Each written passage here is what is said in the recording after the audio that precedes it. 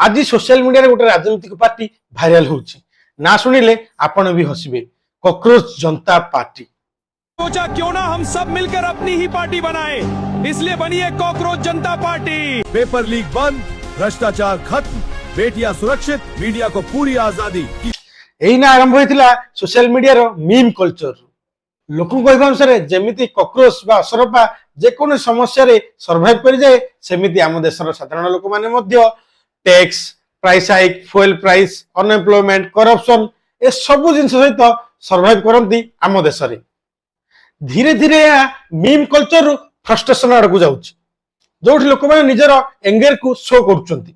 Social media रे जोठी लोक माने कहउचंती वोट आमे दउचु किंतु फायदा आमको होउनी, रोड खराब अछि किंतु फाइन लागुची, पेट्रोल प्राइस बढ़ुची, अनएम्प्लॉयमेंट सृष्टि होउची।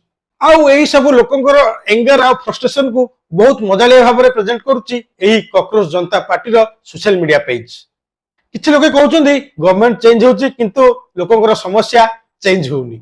एही कॉकरोच जनता पार्टी रो मोटो हेउची बंची रुह, टैक्स दियो, सर्वाइव करो, प्राइस हाइक को सैल्यूट करो, सैलरी को म्यूट करो, कारण कॉमन मैन नेवर डाइज।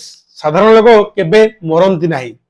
या कौन से ऑफिशियल पार्टी नुहे किंतु लोकों फ्रस्ट्रेशन भल भाव में बारी हो पारुची। सोशल मीडिया पेज रे 11 मिलियन लोक या फॉलो कर सारे।